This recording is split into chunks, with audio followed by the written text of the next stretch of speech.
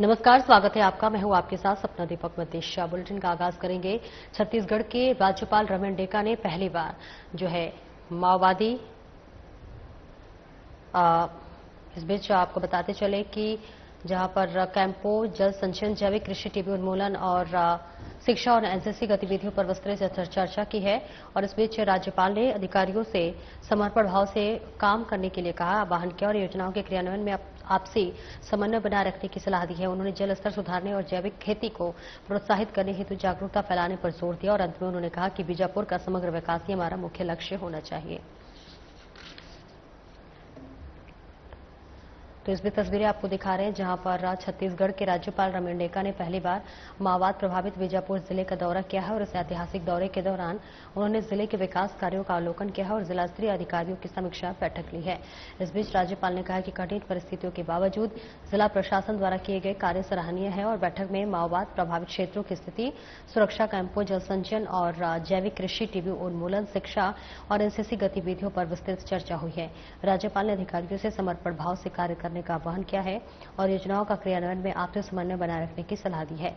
उन्होंने जलस्तर सुधारने और जैविक खेती को प्रोत्साहित करने के लिए जागरूकता फैलाने पर जोर दिया और अंत में उन्होंने कहा कि बीजापुर का समग्र विकास ही हमारा मुख्य लक्ष्य होना चाहिए। तो बीजापुर से ये तस्वीरें आपको दिखा रहे हैं जहां राज्यपाल का पहली बार ये बीजा दौरा बताया जा रहा है, जहां जिले के विकास कार्यों का अवलोकन किया गया है। तो वहीं जिलाधिकारियों ने इसकी समीक्षा बैठक ली है। और आगे बढ़ेंगे। मुख्यमंत्री विष्णुदेव साय की अध्यक्षता में मंत्रिपरिषद की अहम बैठक संपन्न हुई, जिसमें कई बड़े और जनहितकारी निर्णय भी लिए गए हैं। बैठक के बाद उप मुख्यमंत्री अरुण साव ने विस्तृत जानकारी पत्रकारों से साझा की। उन्होंने कहा कि वंचित जातियों को छात्रवृत्ति का लाभ मंत्रिपरिषद ने जारी किया है। इसके साथ ही पीएम सूर्य घर मुफ्त बिजली योजना को राज्य सहायता मिलेगी और अब छत्तीसगढ़ सरकार भी इस योजना में सब्सिडी देगी। छत्तीसगढ़ टाइगर फाउंडेशन सोसाइटी का गठन, वन्य जीव विशेष रूप से भाग संरक्षण को लेकर टाइगर फाउंडेशन की स्थापना की जाएगी और इसके साथ ही रामकृष्ण मिशन निरारपुर में विश्वास संस्था का विलय होगा, जिसके लिए अनुमति प्रदान की गई है और साथ ही बेमेतरा में उद्यानिकी महाविद्यालय की भूमि आवंटन, इसके साथ ही जशपुर ब्रांड का स्थानांतरण होगा। शहीद पुलिसकर्मियों के परिजनों को राहत मिलेगी, जिसमें नक्सली हिंसा में शहीद पुलिसकर्मियों के परिजनों को अब किसी भी विभाग और किसी भी जिले में अनुकंपा नियुक्ति मिल सकेगी। साथ ही स्टेट मिनरल और एक्सप्लोरेशन ट्रस्ट का गठन किया जाएगा। राज्य मंत्रिपरिषद की बैठक मुख्यमंत्री विष्णुदेव साय जी की अध्यक्षता में संपन्न हुई है। कई महत्वपूर्ण निर्णय आज की बैठक में लिए गए हैं। जो महत्वपूर्ण निर्णय लिए गए उनमें अनुसूचित जनजाति और अनुसूचित जाति के 5 विभिन्न उपजातियों को तकनीकी कारणों से उस वर्ग के मिलने वाली सुविधाओं से जो वंचित थे, उनके हित में एक बड़ा निर्णय लेते हुए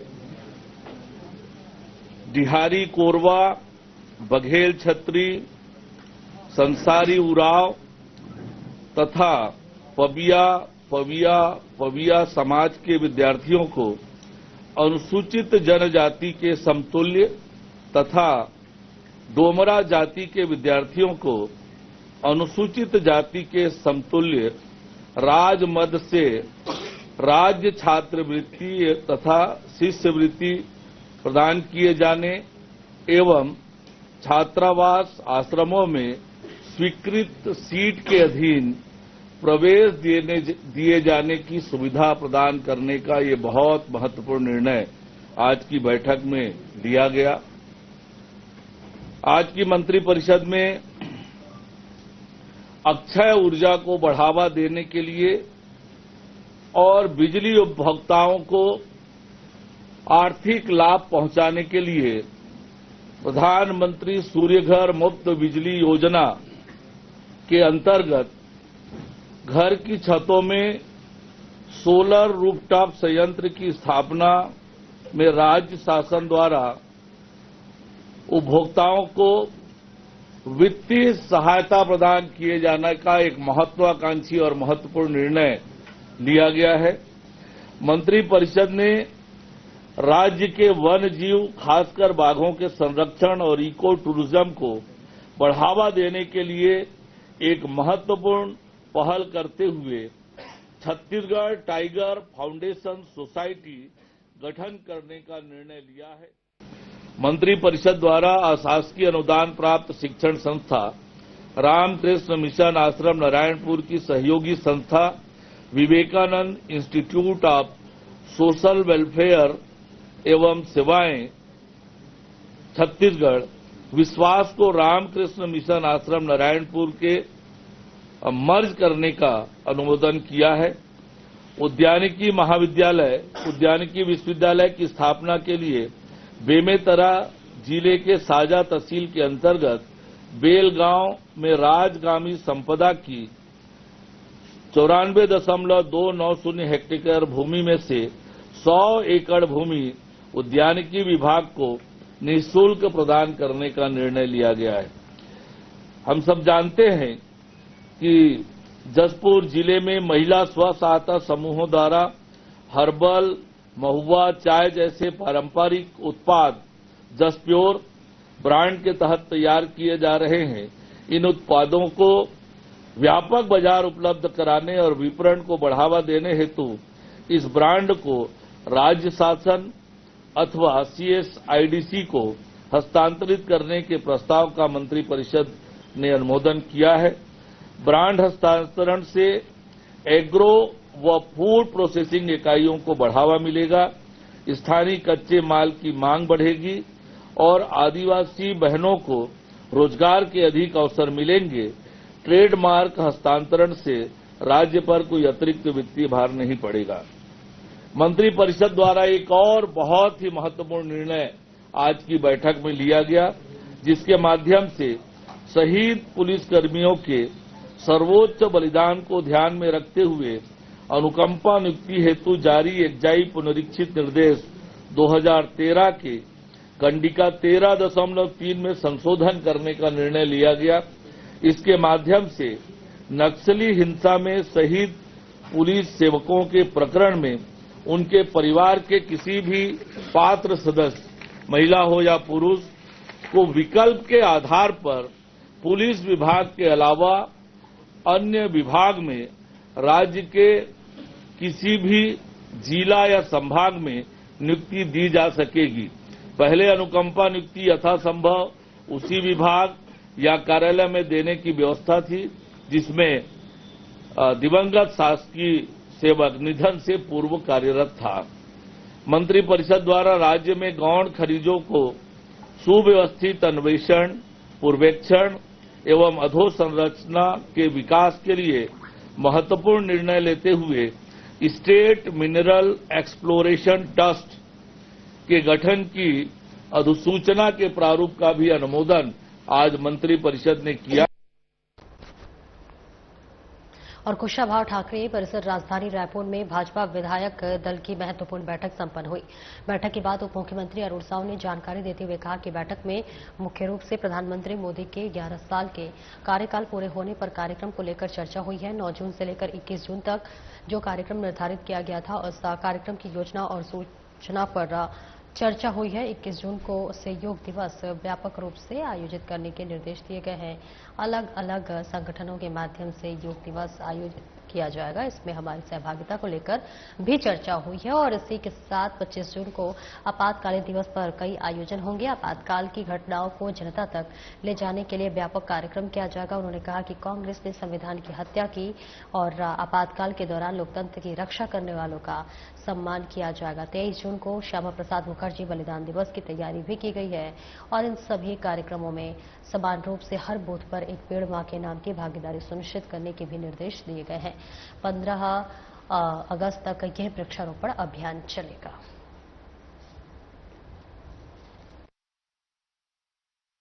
भारतीय जनता पार्टी के विधायक दल की बैठक संपन्न हुई है। बैठक में मुख्य रूप से नरेंद्र मोदी जी के नेतृत्व वाली सरकार के 11 साल पूरा होने के अवसर पर पार्टी ने 9 जून से लेकर 21 जून तक जो कार्यक्रम निर्धारित किया है, उन कार्यक्रमों की योजना रचना और हम सब विधायकों की सहभागिता को लेकर विस्तार से चर्चा हुई है। इस विषय पर मार्गदर्शन मिला है। 21 जून योग दिवस है। योग दिवस को व्यापक रूप से आयोजित करने का अलग अलग विभागों के माध्यम से, अलग अलग संगठनों के माध्यम से व्यापक स्तर पर योग दिवस को आयोजित करने का और उसमें हम सब की सहभागिता को लेकर विस्तार से चर्चा हुई है। 25 जून आपातकाल दिवस, जब आप सबको पता है कि किस प्रकार से कांग्रेस की सरकार ने लोकतंत्र को नुकसान पहुंचाया था, संविधान को नुकसान पहुंचाया था, लोकतंत्र की हत्या की थी। कांग्रेस के उस काले कारनामे को जन जन तक ले जाने के लिए व्यापक स्तर पर कार्यक्रम करने का और जो आपातकाल के दौरान जिन्होंने यातनाएं झेली, उनको सम्मानित करने का भी कार्यक्रम पार्टी के स्तर पर होना है।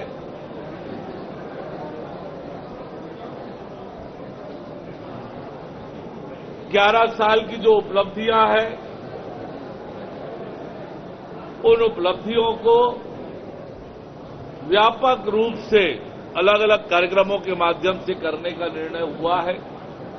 पार्टी ने आने वाले सभी कार्यक्रमों में 23 जून डॉक्टर श्यामा प्रसाद मुखर्जी जी की बलिदान दिवस है, हर एक मतदान केंद्र तक करने का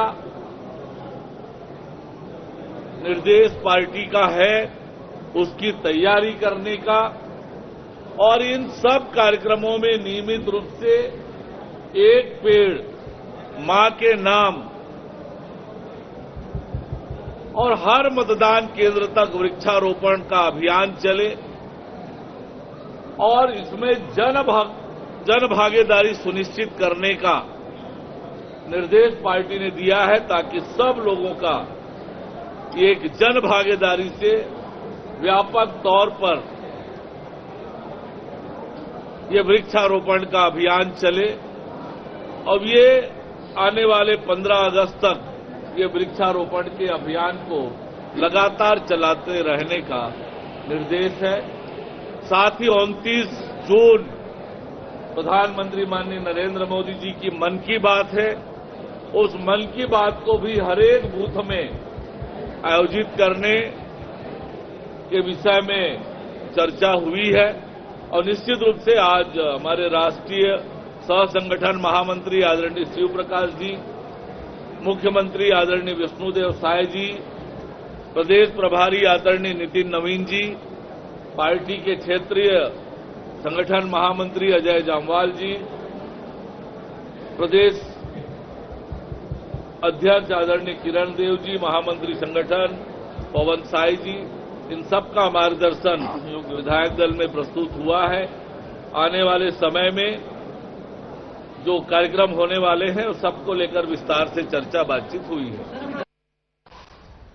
बीजेपी डॉक्टर श्यामा प्रसाद मुखर्जी, अटल बिहारी वाजपेयी और दीनदयाल उपाध्याय के जीवनी स्कूल पाठ्यक्रमों में शामिल करने जा रही है। मामले पर पीसीसी चीफ दीपक बैज का बयान सामने आया है, जिसमें उन्होंने कहा है कि अटल बिहारी वाजपेयी जी का देश के प्रधानमंत्री थे और मोदी जी से बेहतर थे। उनकी जीवनी पढ़ना सही है, लेकिन मैं सरकार से पूछना चाहता हूं कि आजादी में डॉक्टर श्यामा प्रसाद मुखर्जी और दीनदयाल उपाध्याय का क्या योगदान था। उन्होंने मुस्लिम लीग के साथ ही मिलकर सरकार बनाई थी। उन्होंने जीवनी को पाठ्यक्रम में शामिल करके आप बीजेपी अपने चरित्र को सुधारना चाहती है। प्रदेश की भारतीय जनता पार्टी की सरकार श्यामा प्रसाद मुखर्जी, अटल बिहारी वाजपेयी जी और दीनदयाल उपाध्याय जी की जीवनी पढ़ाने जा रही है सभी पाठ्यक्रमों में। ठीक है, अटल बिहारी वाजपेयी जी देश के प्रधानमंत्री थे, और वो भारतीय जनता पार्टी में कम से कम मोदी जी से तो ठीक प्रधानमंत्री है। कम से कम अमेरिका से तो नहीं डरे, उनके दबाव में तो नहीं आए। लेकिन वही दीनदयाल उपाध्याय जी का आजादी की लड़ाई में इस देश के लिए क्या योगदान था, आजादी की लड़ाई में उनका क्या योगदान था, कितने बार जेल गए, हम पूछना चाहते हैं इस सरकार से। और तो और ये वही दीनदयाल उपाध्याय जी है जो मुस्लिम लीग के साथ मिलकर सरकार बनाए थे।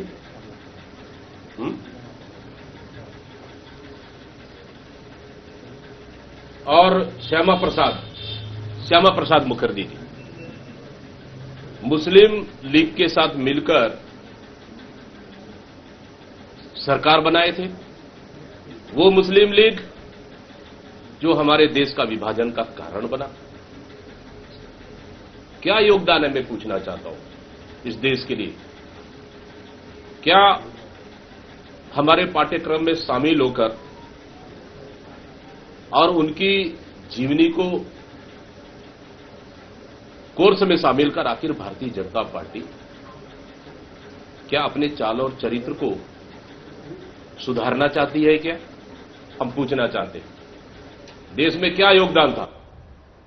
और कोंडागांव में शिक्षा व्यवस्था में हो रहे युक्तियुक्तकरण के विरोध में कांग्रेस ने बुधवार को जोरदार प्रदर्शन किया। कांग्रेस भवन से बजरंग बली का आशीर्वाद लेकर 2000 कार्यकर्ता और पालक जिला शिक्षा अधिकारी कार्यालय घेरने पहुंचे, लेकिन उमरकोट नाका पर पुलिस ने बैरिकेड्स लगाकर रैली को रोक दिया। इस दौरान कांग्रेस कार्यकर्ता और पुलिस के बीच तनाव की स्थिति बन गई। युक्तियुक्तकरण बंद करो, नए शिक्षकों की भर्ती हो जैसे नारे लगते रहे। रैली कांग्रेस भवन में 3 से 4 किलोमीटर दूरी तय कर फिर रायपुर नाका कलेक्टर कार्यालय पहुंच गई और प्रशासन के कार्यालय पहुंचने से रोकने के लिए पूरी जिम्मेदारी तैयारी कर रखी थी। और प्रदर्शन में कई कांग्रेसियों को हल्की चोटें आई हैं, तो वहीं एक पुलिस कांस्टेबल मिर्गी का दौरा पड़ा, जिससे अस्पताल में भर्ती कराया गया। कांग्रेस के नेताओं के अस्पताल जाकर उनका हाल चाल जाना। और इस बीच आपको देखिए तस्वीरें दिखा रहे हैं जहां पर राजधानी रायपुर में आयोजित एक सैन समाज महिला जिलाध्यक्ष और प्रतिभा सम्मान समारोह का मुख्यमंत्री विष्णुदेव साय ने संबोधित किया है। इस मौके पर उन्होंने बालोद नगर में सैन समाज के सामाजिक भवन में 20 लाख रुपए उन्होंने घोषणा की है। तस्वीरें आपको दिखा रहे हैं जहां पर युक्तियुक्तकरण के खिलाफ कांग्रेस का लगातार प्रदर्शन है। और इस बीच कांग्रेस ने इसके लिए शिक्षा न्याय मार्च निकाला। प्रदर्शन के दौरान झड़प की भी खबरें सामने आई। शिक्षा व्यवस्था में बदलाव को लेकर विरोध प्रदर्शन किया जा रहा है। तमाम लोगों की मौजूदगी है जहां सड़क पर विरोध प्रदर्शन करते हुए लोग चल रहे हैं। युक्तियुक्तकरण के खिलाफ कांग्रेस का ये जोरदार प्रदर्शन। राजधानी रायपुर में आयोजित सेन समाज में महिला जिलाध्यक्ष और प्रतिभा सम्मान समारोह को सीएम विष्णुदेव साय ने संबोधित किया। इस मौके पर उन्होंने बालोद नगर में सेन समाज के सामाजिक भवन के लिए 20 लाख रुपए की स्वीकृति घोषणा की है। और कार्यक्रम का शुभारंभ सीएम ने सेन महाराज की तैलचित्र पर श्रद्धासुमन अर्पित किए, दीप प्रज्वलित कर किया। सीएम साय ने कार्यक्रम में आगे कहा कि सेन समाज प्रगतिशील समाज के है और इसका गौरवशाली इतिहास रहा है। हमारे सामाजिक, आर्थिक और सांस्कृतिक क्षेत्र में इस समाज का योगदान अतुलनीय है और ये समाज छत्तीसगढ़ की तरक्की और विकास के महत्वपूर्ण योगदान दे रहा है। वहीं उन्होंने कहा कि किसी भी समाज को में परिवर्तन की शिक्षा बहुत आवश्यक है। आज समाज में महिलाओं को शिक्षा के क्षेत्र में आगे बढ़ने की आवश्यकता है। महिला के शिक्षित होने से पूरा परिवार को इसका लाभ मिलता है।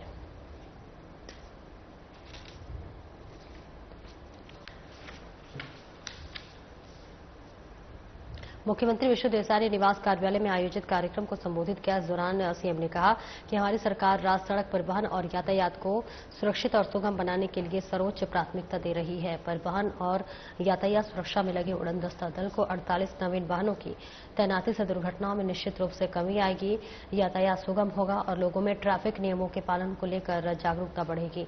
उन्होंने इस मौके पर परिवहन विभाग के निरीक्षकों को इन वाहनों की चाबी सौंपी। साथ ही सीएम ने कहा कि प्रदेश सरकार सड़क यातायात को सुरक्षित और सुगम बनाने के लिए प्रतिबद्धता के साथ कार्य कर रही है। नवीन शासकीय वाहनों की मदद से परिवहन उड़नदस्ता दल नियमों का उल्लंघन करने वालों पर त्वरित कार्रवाई सुनिश्चित करेगी।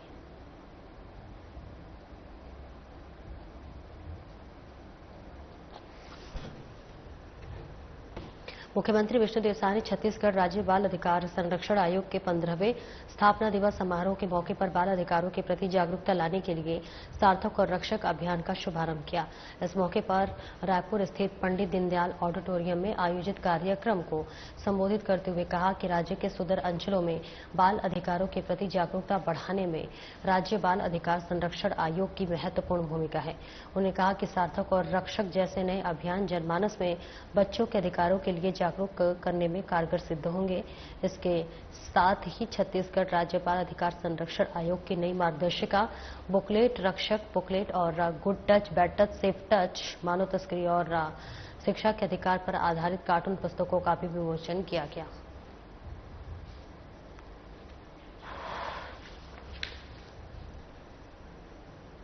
भारतीय जनता पार्टी फाफाडीह मंडल की ओर से भारत के प्रधानमंत्री नरेंद्र मोदी के नेतृत्व में केंद्र सरकार के 11 वर्षों की ऐतिहासिक यात्रा को चिन्हित करने के लिए संकल्प से सिद्धि कार्यक्रम का आयोजन नया भवन फाफाडीह में किया गया।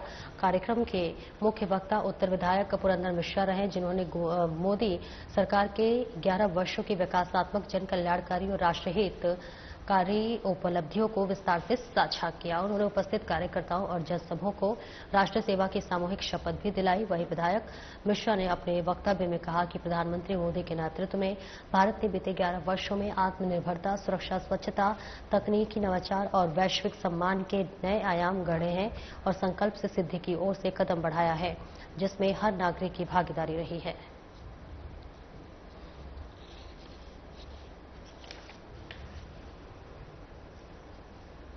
धरती आबा जनजातीय ग्राम उत्कर्ष अभियान अंतर्गत कई विभागों की महत्वपूर्ण योजनाओं से जनजातीय परिवारों को लाभान्वित किए जाने के लिए जिले के सभी विकासखंड में क्लस्टर स्तर पर शिविरों का आयोजन किया जा रहा है और इसी क्रम में बस्तर सांसद महेश कश्यप कोंडागांव विकासखंड के बूनागांव और माकड़ी विकासखंड के ग्राम मारागांव में आयोजित शिविर में शामिल हुए। शिविर को संबोधित करते हुए सांसद महेश कश्यप ने कहा कि प्रधानमंत्री नरेंद्र मोदी और मुख्यमंत्री विष्णुदेव साय जनजातीय वर्ग के समग्र विकास के लिए पूरी प्रतिबद्धता के साथ कार्य कर रही है। प्रधानमंत्री नरेंद्र मोदी ने भगवान बिरसा मुंडा की जयंती को जनजातीय गौरव दिवस के रूप में मनाते हुए जनजातीय समाज को गौरव बढ़ाया है।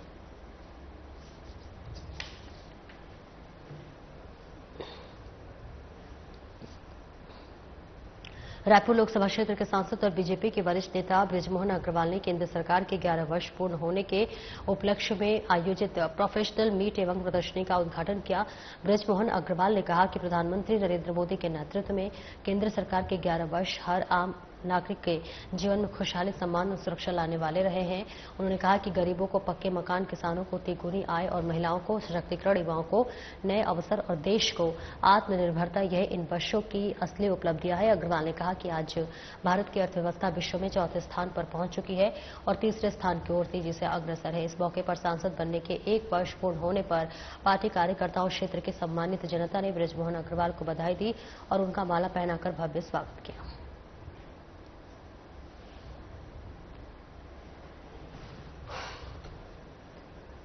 आगे बढ़ेंगे, जहां पर केंद्र सरकार ने हाल ही में जातिगत जनगणना को लेकर गजट अधिसूचना जारी की है, जिसका स्वागत करते हुए रायपुर लोकसभा क्षेत्र के सांसद बृजमोहन अग्रवाल ने प्रधानमंत्री नरेंद्र मोदी, केंद्रीय गृह मंत्री अमित शाह और बीजेपी राष्ट्रीय अध्यक्ष जेपी नड्डा के प्रति आभार प्रकट किया। उन्होंने कहा कि यह निर्णय ऐतिहासिक और दूरदर्शी है, जिससे देश के वंचित, शोषित, आदिवासी, अनुसूचित जाति और पिछड़े वर्गों को उनका वास्तविक हक दिलाने की दिशा में निर्णायक कदम उठाया गया है। यही उन्होंने कहा है कि जातिगत आंकड़ों के समुचित विश्लेषण से नीतियों को अधिक प्रभावी और संतुलित बनाया जा सकेगा, जिससे समाज के अंतिम पंक्ति में खड़े व्यक्ति को भी सशक्त किया जा सकेगा।